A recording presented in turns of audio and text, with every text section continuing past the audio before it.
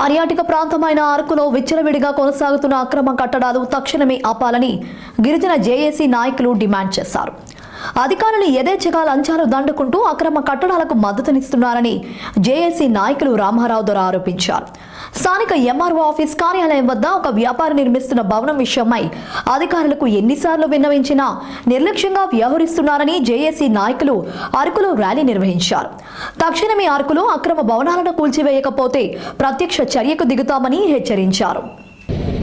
ఇది మేము పక్కగా చెప్తున్నాం. మేము పత్రిక ముఖంగా అందరి ముఖంగా మైకులో కూడా అందరికీ చెప్పాము. ఇదే విషయాన్ని మేము చెప్తున్నాం.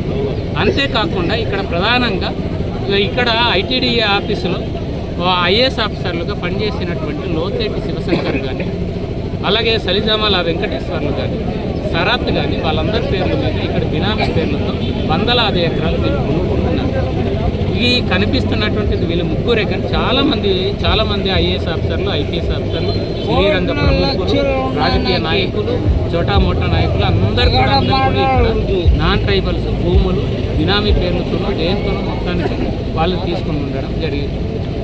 అది బయటకు తీయాలి.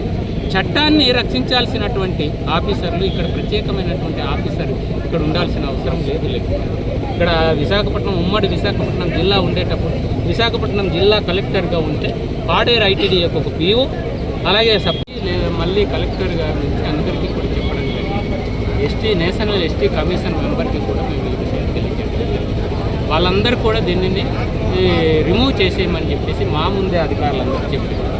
కానీ ఇక్కడ ఉన్నటువంటి తహసీల్దార్ దాన్ని కనీసం పట్టించుకోలేదు. కాకుండా ఆయనకి లేనిపోని డైరెక్షన్స్ అంతా ఇస్తున్నారు. కనుక ఆయనకి సంబంధించి భూమి ఎన్ని ఇల్లులు ఉన్నాయో అవన్నీ కూడా మేము వివరాలంతా కూడా వాళ్ళకి ఇవ్వడం జరిగింది. ఇచ్చినప్పుడు ఇప్పుడు వరకు ఏ విధమైనటువంటి చర్యలు కానీ తీసుకుంది. ఇది 5th షెడ్యూల్ ప్రాంతము రాజ్యాంగబద్ధంగా మేమేమి లేనివి మేము అడగట్లేదు. ఈ 5th షెడ్యూల్లో మా భూమి మీద సంపూర్ణమైనటువంటి హక్కులు ఉంది. తెలుగు రాష్ట్రాల్లో ముఖ్యంగా 170 అనేది చాలా పవర్ఫుల్ చట్టం. ఈ ప్రాంతంలో భూములు non tribal to non tribal కూడా అమ్ముకునేటువంటి పరిస్థితి లేదు. అలాంటి చట్టం ఉండగానే ఆ చట్టాలకు లోబడి పనిచేయాలని చెప్పేసి అంటే ఇక్కడ ఉన్నటువంటి తహసీల్దార్ కానీ, ఈ రెవెన్యూ సిబ్బంది కానీ వీళ్ళందరూ కూడా నాన్ ట్రైబల్స్ దగ్గర వాళ్ళ దగ్గర దొంగ ఎల్పీసీల కోసం డబ్బులు తీసుకొని దొంగ ఎల్పీసీలు ఇస్తున్నారు. అటువంటి ఆఫీసర్లను ఎట్టి పరిస్థితుల్లో ఈ ప్రాంతంలోకి నియమించకూడదనేటటువంటి ఇక్కడ ఎంఆర్ఓ కాదు, ఇక్కడ కలెక్టర్ రావాలి, దిగి రావాలి,